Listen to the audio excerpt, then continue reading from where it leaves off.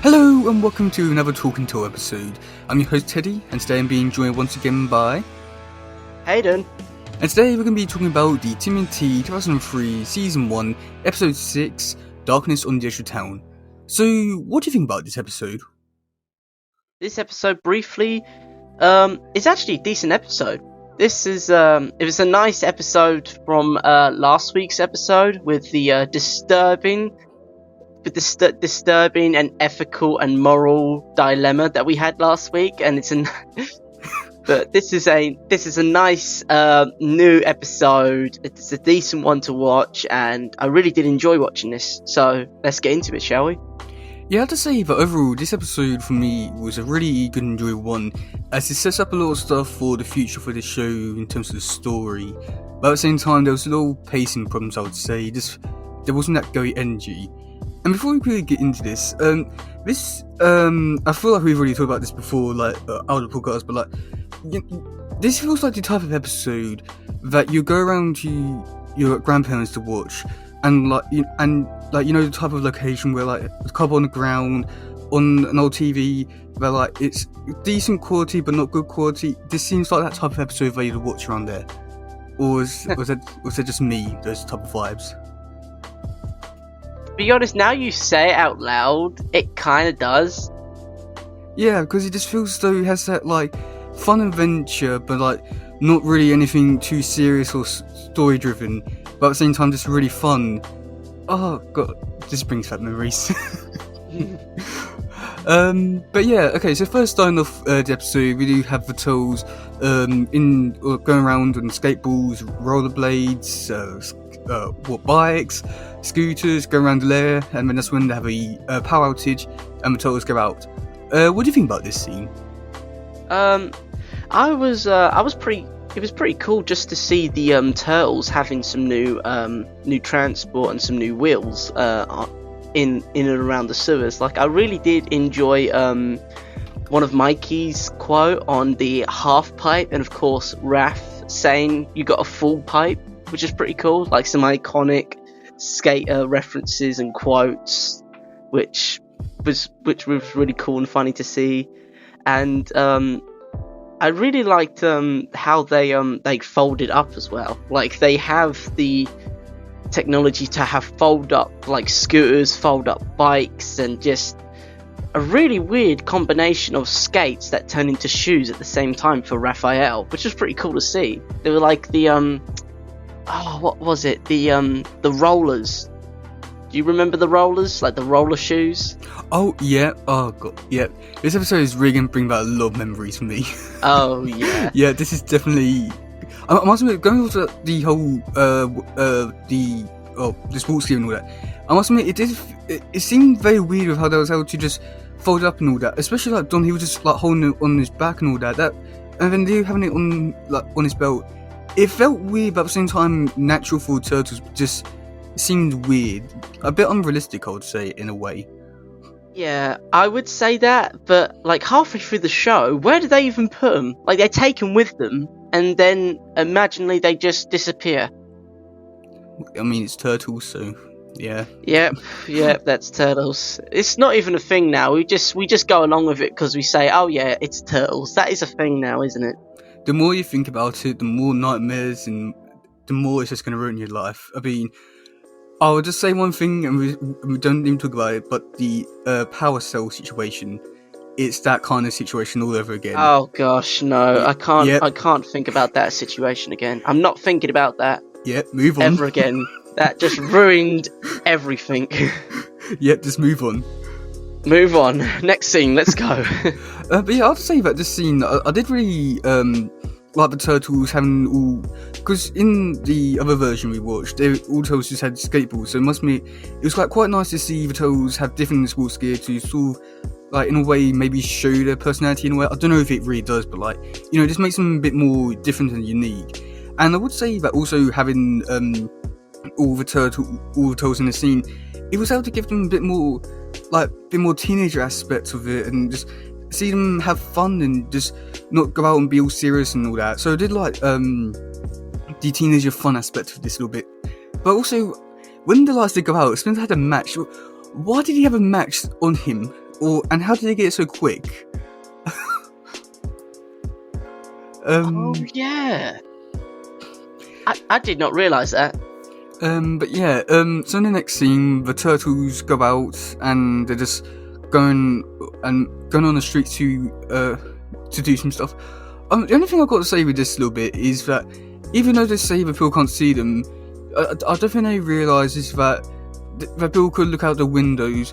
Not to mention, this was the time when mobile phones and recording stuff and all that, and the internet was was having an uprise. So I think they forgot about that. Yeah. But then we get into the next scene. I feel like this is going to be a really interesting one to hear from your experience. But the turtles fight all the foot soldiers with this sports gear.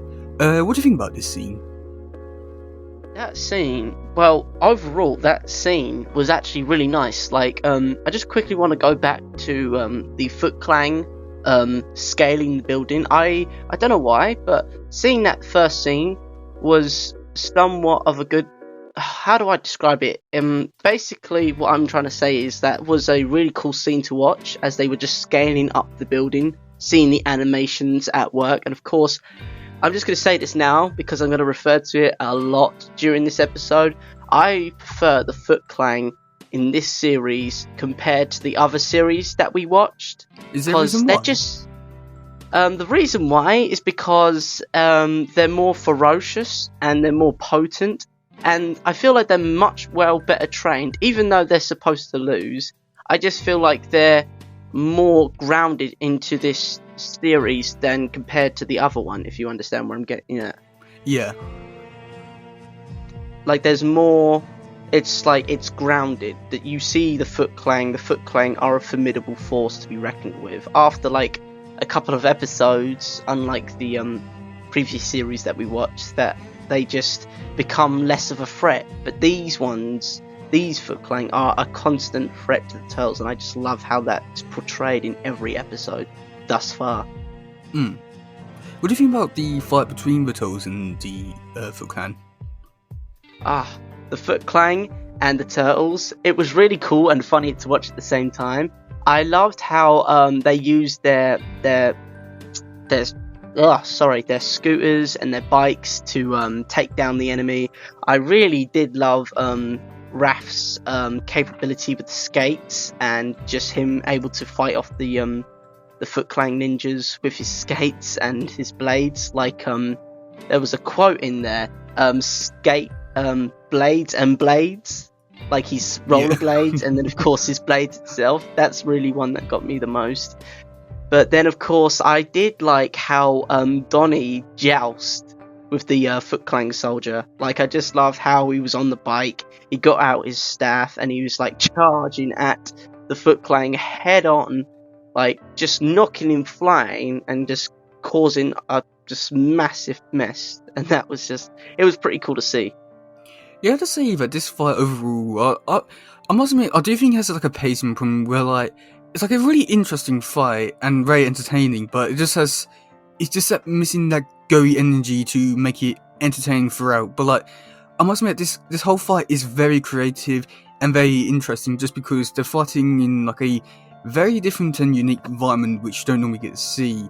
But also with the way that they're fighting with using their sports equipment, I just think it makes like a really interesting and entertaining fight, which I do think that like Twin Troll just have like it just have those moments where it can be interesting and entertaining with the fights. But I don't think like I don't know, because even in this show they don't. I think this might be the only time they do actually use the sports gear to actually fight. So you know, it's like very interesting, entertaining. But I do think it was missing that go energy. But also in the museum, the foot soldiers were trying to steal the sword of Tengu. What do you think about the sword of Tengu, and what do you think it could potentially be like setting up for things for the future? Well, at first, seeing the sword of Tengu for the first time and the ninjas trying to secure the sword of Tengu was actually pretty cool. And of course, when one of the foot ninjas actually grabbed the sword and used the sword, I'm thinking, oh my god, this could be like the most powerful ninja in the Foot Clan ever. Like, this guy could take over the Foot Clan basically, and my brain just went away with like different story arcs on how this story could play out for this little guy, this one significant guy, and that was something. But just seeing, only me would do such a thing, Teddy. But yeah, just seeing the sword emit such a powerful shockwave that it would knock the turtles flying was actually a bit weird. Like, we've never seen such a weapon, we've never experienced such a thing. Like, I haven't experienced a weapon as this before, like an old 11th century Japanese blade that can emit shockwaves that sends you flying. Like, that's not what I'm used to, and seeing that was a pretty cool concept. And of course, seeing this sword, I'm just wondering to myself, what is this to do with Sangu, and what different artifacts are out there, and what is this all leading to? I'm still clueless, and I'm still trying to get over the fact that this sword is probably the most powerful weapon in the series at the moment. Okay, you might be on the right track for some stuff. Okay, so one of the next scenes we have is Rokosaki training with the foot soldiers, and he gets a sword, Tengu, and points it towards an armor. What do you think about that scene? Seeing the Shredder with the sword in that scene was pretty interesting. Like, it suited him very, very well, and I just loved how he wielded the sword, and in general his character and his animations were spot on in my opinion. With the sword and his armor in the giant glass case, I was a bit confused in what he was trying to mean. Like, I could see him with the sword, and the sword was getting lighting up when it was close to the armor, and I was trying to figure out how and why it would do that, and just what is this sword and what's its capabilities. I was a bit clueless, but seeing as time goes on, I understood it a bit more, but I'm still clueless in what was going on in that scene, and I'm just still trying to figure it out. Yeah, it's a little bit weird with some of the stuff that Shredder does in this scene, or this whole episode really, just because some of the stuff I know, I will explain a bit more when I get to that scene, but like, it is very weird what he does in this episode. But with the Shredder actually training with the foot soldiers, I really like that. It felt very different, unique, and really cool to see the Shredder just going out on people, and actually feels though that he is like a character, and he's not just, oh yeah, he's a bad guy, so he is automatically strong and all that, and doesn't need to train. But I like the fact that he does need to train. It just feel like brings a different side of him, and I must admit, definitely. Yeah, like, it's really weird, but I do definitely like it. And while we don't really ever get to see this ever again, I wish we got to see more of this. Just because I always do feel as though when you get to see a villain train or something like that, it does bring a more human aspect of the character to him. But yeah, so going into the next scene, which is a little bit more hypocritical, I'd say, when you're talking about the Bushido stuff, and Leo's saying that you should go out to do honor, but Splinter says that you should respect your master. Isn't that a bit hypocritical with the Bushido way? I'm not too sure, because I don't know what that Bushido? is. Bushido, thank you. I don't know what Bushido is, and I couldn't really say, but it sounds very interesting. Like, it's the code of the ninja. That's what I got off of it. I'm not too sure if it's like Code of the Ninja or if it's like some sort of religion. But yeah, it does sound a bit hypocritical, because like Leonardo says, like just because they say like you can go out and fight for honor and all that stuff, but then because Splinter says something, he says that the Bushido way says also respect your master. So a bit hypocritical, I'd say. Yeah, a bit. But yeah, going into the next scene, we do have the turtles, or Donnie, go out and flying on his little wings, and the turtles have a big fight on the boat. What do you think about this scene? Well, I've got a lot to say about this scene. Oh, here we This go. scene was this scene was a bit weird for me. Like, of course, Donnie, as Donnie it can be, he just pulls out this crazy invention that no one has ever seen before, and he hasn't tested it, and it just somehow works first time around, which is just something of Donnie. But I just wanted to quickly quote something. Like, when he pulled out those goggles, I was thinking, what is that? And of course, when he put them on, it was night vision goggles, and immediately what I thought was, OMG, he's going dark. It's like Bravo 6 is going dark. Like, immediately Call of Duty vibes just went through my head. It's like, oh my god, it's Donnie, he's going dark, he's going dark. Like, he was about to pull out some like crazy like COD like moves or something ridiculous like that, and I'm sorry, I just had to bring it up because that is literally what I thought. Is like, oh my god, it's like Bravo 6 is going dark, but it's Donnie that's going dark. And it was so funny. It was just really funny just seeing that happen. But yeah, I just had to put it in there because it was too good not to, really. Just seeing Donnie put on like the night vision goggles, like I could just hear like the voiceovers of like Bravo 6 going dark in my head. It's like, oh my gosh, it was just so funny, and I really did enjoy that. I like how in both 2012 version and in this one, he only seemed to like think, I don't know, think the worst of Donnie or the think the best of him. Like, because in another one you're saying he could take over the world, he could be a mafia boss. In this one he's saying he could be a Call of Duty person. Why Donnie? I don't know. Donnie is that type of guy. He is literally so diverse. He's so unique. He's so brainy. Like, this He's guy. So He's. I feel like he's me sometimes. Honestly, I feel like he's the literal image of me sometimes. Sure, I don't have the skills to create devastating weaponry, although I wish I did sometimes. But it is literally sometimes me. Like, some quotes, some lines, some scenes are just Donnie all over. yeah. Okay, so what do you think about the fight on the boat? The boat scene, well, that's also another thing I wanted to bring up. Oh god.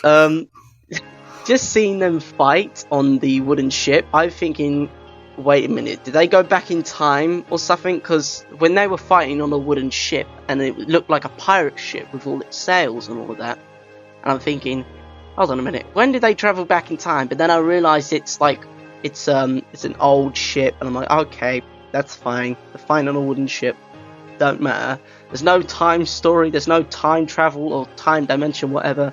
So that was good. I didn't have to make a story arc in that for. But just seeing them fight on the wooden ship, and of course the subtle quotes of Advast me hearties and all those pirate quotes, and of course the audio, some audio of like some pirate theme tunes in there, which is pretty cool to see. Some different themes flying around. And then of course just seeing the Foot Clan fight the turtles. Like, I don't really have much to say on that remarks, but I did enjoy the Foot Clan in this series because they're such a potent force. Like I said before, like they've got more skills than the others in the previous series that we just watched, and it was just so cool just to see them fight and use their environments to attack the turtles. Like, I really did enjoy the scene where Raph was climbing up the rigging of the ship, and of course the foot ninja sliced the ropes and he just almost fell to his death. That was pretty cool to see. Yeah, I have to say that, like, this fight, again, like the first one, it just felt so different, creative, unique, and like very fun. We're just all seeing the toes just jumping around, doing their things with like the references. Like, I don't know, it's just very fun and unique compared to all the other fights. I thought so.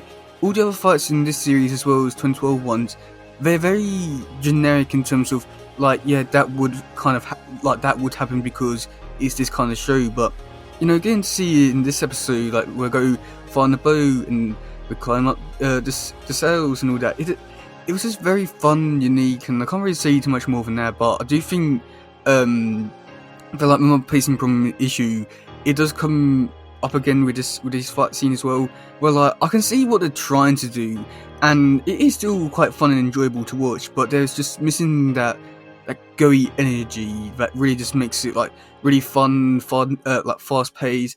But like overall, it's still like a really good fight scene, and I do wish that they would have done more creative fights, not just do like very generic ones, like Toes in the warehouse and the rooftop and the fight in the Foot Clan, but like with this fight, I don't know, it has a very fun creative fight scene to it, but I wish they would have like put into more episodes. But then we do get the turtles trying to stop the machine that has the Sword of Tengu, and they do. What do you think about this scene? The scene with the Sword of Tengu, and of course,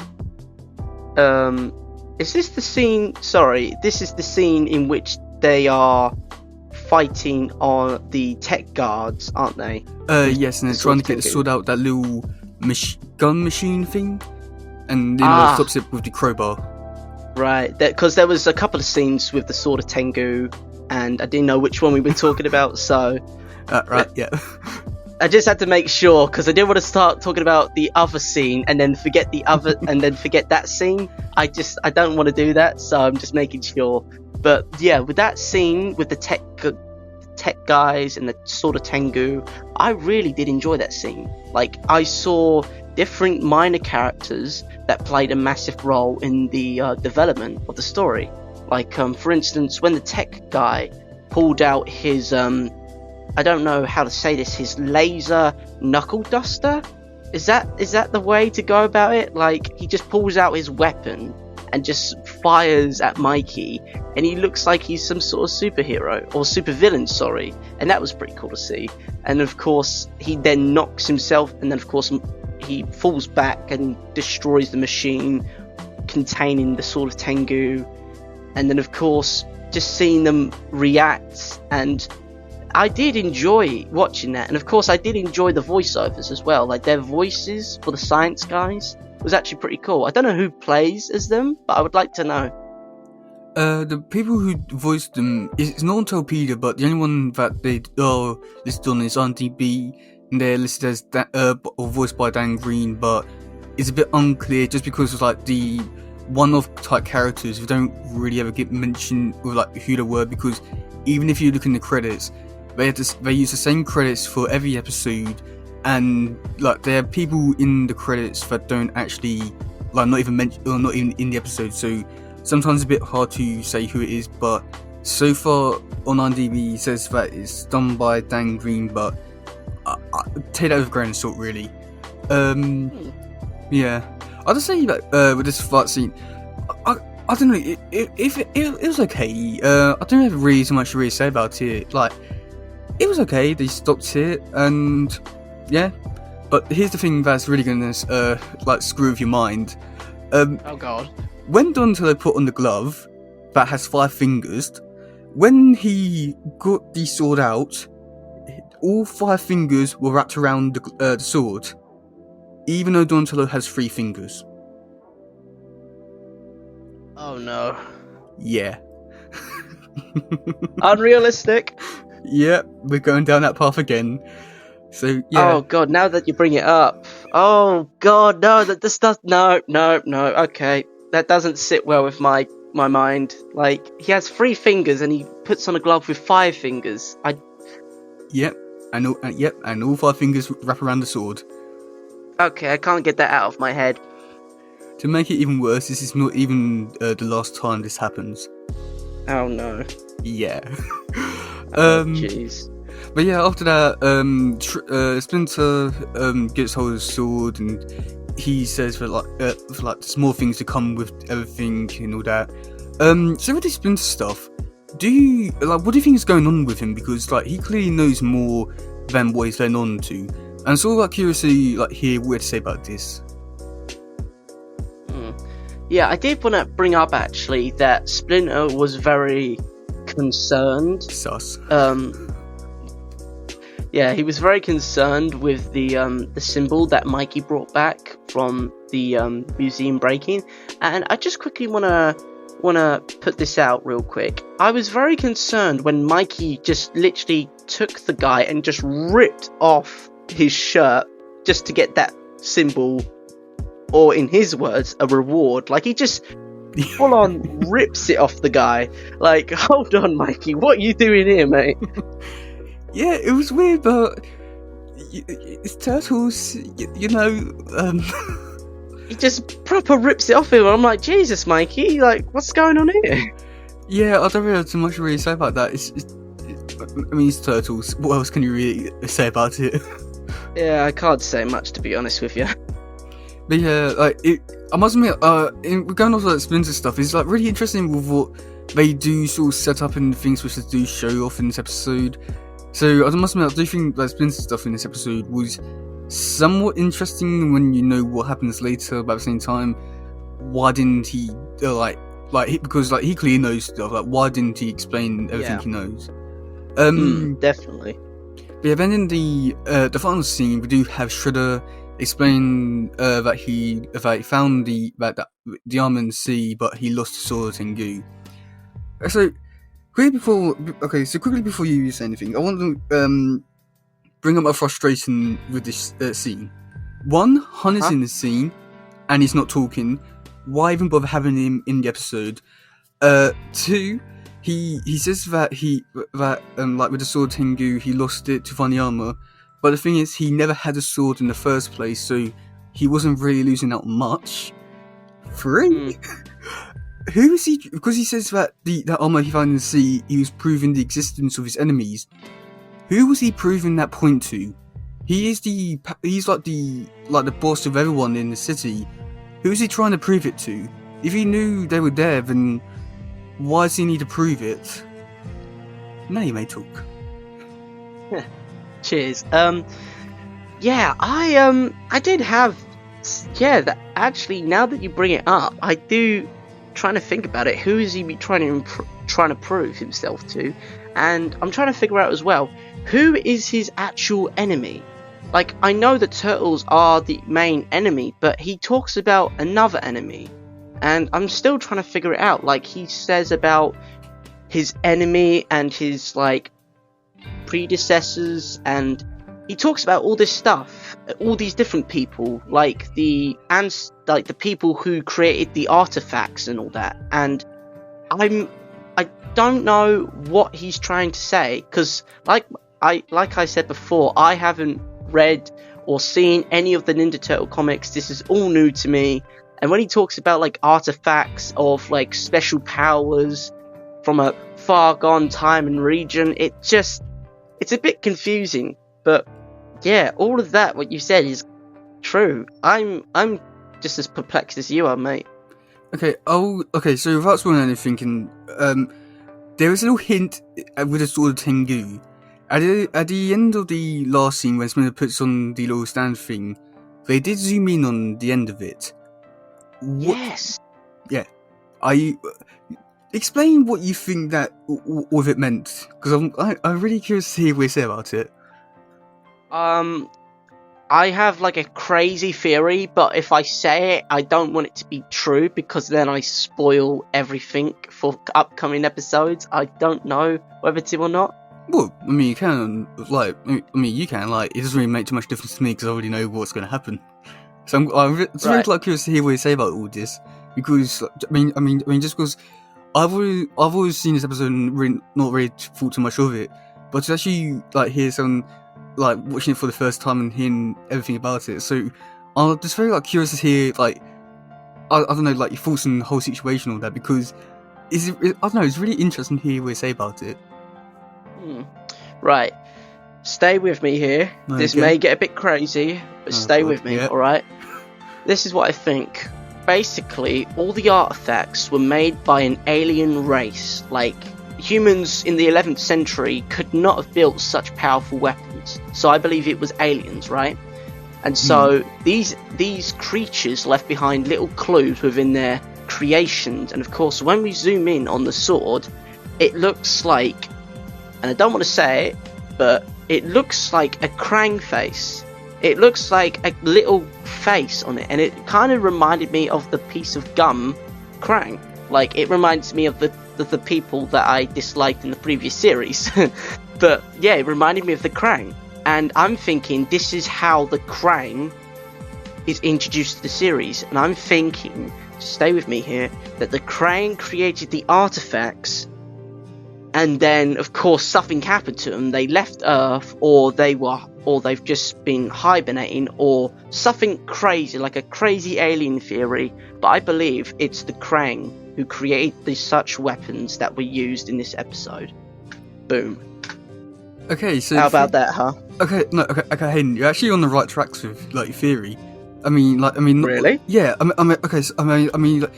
Like your theory is heading in the right direction with a few things. Like if you just change a few things, like you are on the right direction.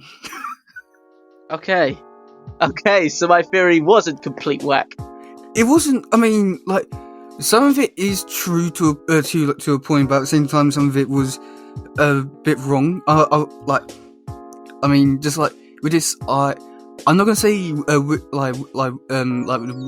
parts are wrong and which parts are true. I'm gonna keep that a bit of a mystery, but like you are on the right tracks. All right, that's good. But yeah, what do you think about this episode overall? This episode overall, I did actually quite enjoy. And now that we've spoken together about it and we've shared each other's thoughts, I am more confused and more intrigued on what is actually going to happen now. Like, I'm curious to see these artifacts, like these weapons of mass destruction.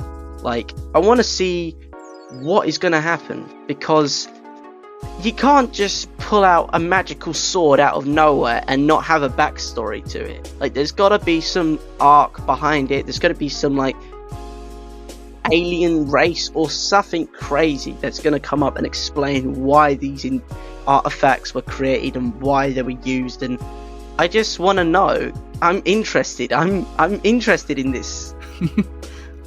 Yeah, I'd say that overall this episode, I feel as though it does like a really good job of being like very fun and entertaining, especially like the fights, just like the sports gear on the boat, very interesting, unique, fun fights. And I do think that with what they do set up for the actual main storyline for the actual series, it's like quite interesting to see how it started and where things end. And I feel like from what your comments are going off of, like you're really interested by it. Okay, do you want to hear some comments now? Let's hear it. Okay, so this week was kind of a bit light, so I'm not too sure what happened there. Okay, so Davey Drav, I'm pretty sure I said it wrong, sorry. They put, I liked it. Works great as a second encounter versus the foot. Also the fight where the turtles use their scooters, rollerblades, skateboards and bikes versus the foot is neat. Yeah, I feel like that's probably one of the best episodes. Oh god. Ignustus Kosa, I know I said that wrong, sorry. They put, love that episode. Okay, Cliff Turbo, they put another great episode about the Turtles versus the Foot Ninja. Also like that they fight with sports gear like skateboards and roller skates. The Kinden Call, they put great episode. And the I feel like from what I can tell from all these comments, is basically everyone likes this episode because of the fight scenes with the rollerblades and stuff like that. I can't really deny it. It's like really good fights. I just wish I did more of it. Definitely, yeah. Okay, do you want to hear some trivia about this episode? Let's hear it. Okay, so despite airing 18 months after the destruction of the World Trade Center, the Twin Towers can clearly be seen in the city skyline as the Turtles run down the block towards the cannon. Oh god, yeah. Oh wow, right. That was unexpected. But the things which I don't really understand about like that mistake, is that this episode because even though it was made 18 months after it, that would have been roughly around the sort of time they were actually working on the episode, or maybe like even a few months after 9/11 and all that. So they clearly knew about it all, and they had time to erase the mistake. Don't mean erase the mistake of 9/11. I don't mean that. But I'm talking about the mistake in the episode. So they could have done something about it. It just feel knowing about that whole thing now, it feels a bit weird watching this episode. Yeah, it does a bit. Yeah. Okay, moving on. Yep. So this is the first appearance of the Sword of Tengu. This is also the first time the Turtles are seen using human-powered vehicles. Also, Mikey on a skateboard, Raph on inline skates, Don on a fold-away bike, Leo on a fold-away kick scooter. This also appeared to be the first time that Leo attempts any kind of joke except for the occasional dry humour. Many fans perceive that Donatello and later another character should not be able to wear the glove required to remove the Sword of Tengu from the cannon due to the Turtle's hands having only 3 digits, whereas the glove has 5. However, a hand with only 3 digits could easily fit into a glove made for 5, simply leaving 2 gloves digits empty. The misconception likely stems from the fact that the Turtles leaving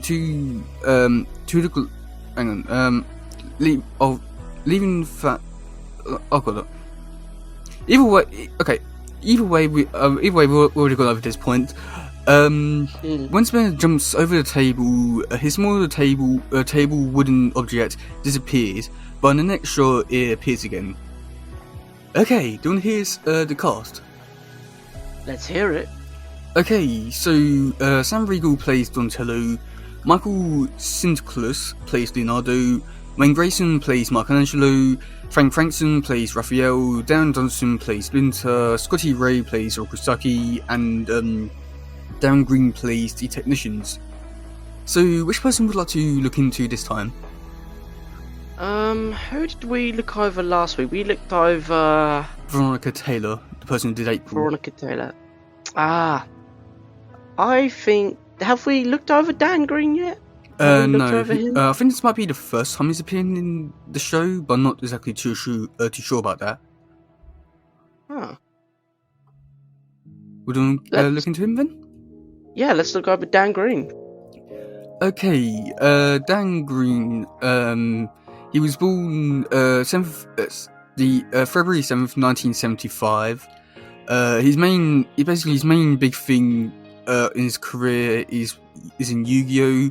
But we've already said that we don't really know about Yu-Gi-Oh! Oh my! In Sonic X, he played Knuckles. Really? Yeah.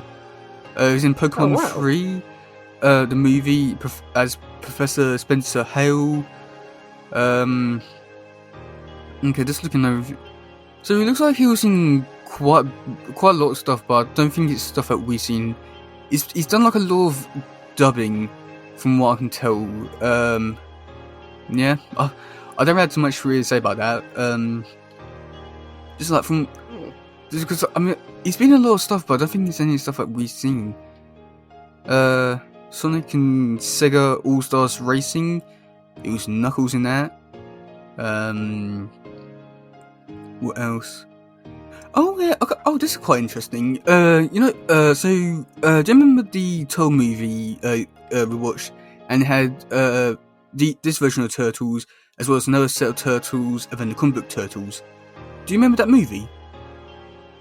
Yeah, I believe so.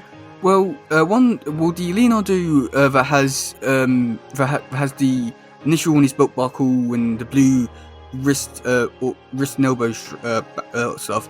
He did the voice of Leonardo in that. Which did like a pretty like near accurate voice to the original person.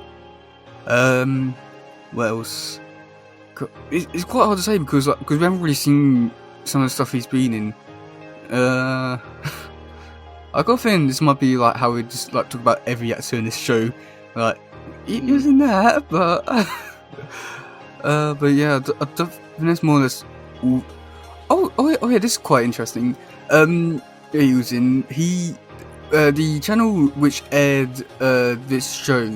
They did a All Stars singing the national anthem as a commercial, and he did Knuckles in that. So. Oh my god, that's pretty cool. Yeah, I don't know if it's canon to any shows. I hope not, just because it still breaks canonicity and all that stuff, but like either way, that's still quite cool. But yeah, this seems like the most famous stuff he's well known for is Pokemon, Knuckles, and Yu-Gi-Oh!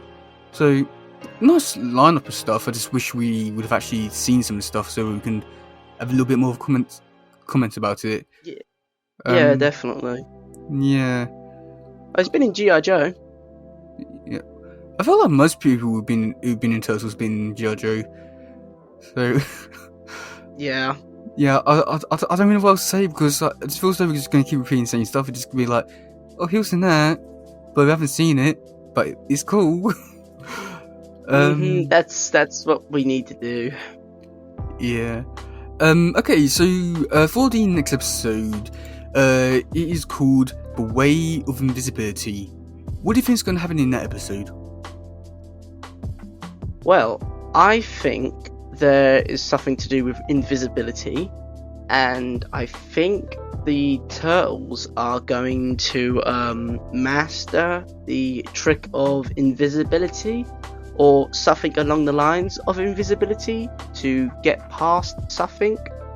I'm not too sure, I'm just going out on a whim here, so yeah, I think the turtles are going to learn how to become invisible, or somewhat invisible to the naked eye, that they have to try and get through something crazy like that. Okay. Very far off what will actually happen in the episode, but a decent theory nonetheless. Yep. Okay, so also the other thing we were now talking about, who do you think is going to be starting the episode? Ooh. I'm just gonna go on a wild one, because last week's episode was a bit of a disappointment. Yeah. So I'm just gonna send it. I think it's gonna be Mikey. Oh, so close. It's Raph. Raph was my first option. Damn it. You had one job. I was gonna say Raph, but I was thinking, nah, it's a trick question. It's gonna be something crazy like Mikey. But no, it's Raph. You had one job. Damn. I mean, next time. You're still getting close. I mean, like, it's 1 in 4 chance, so really, it's somewhere close, I'd say. Next week I'll get it. I'll get it next week. Oh, no, you won't. You definitely won't get it next week. Is it going to be some crazy character next week that I haven't seen yet? You'll find out next week. That's what I'm going to say. Yeah, do you have anything else to say about this episode? Overall, this episode was a decent one to watch. I really enjoyed the fight scenes, the new ways of the turtles thinking up great ideas to get around in the sewers, using foldable scooters and bikes and what else they've got. I really did like the introduction to these artifacts and the story and the mystery behind them all, and I can't wait to see what's in store for that, because I really want to know, like, who made these artifacts and why are they so powerful. But yeah, overall, a decent episode all in all.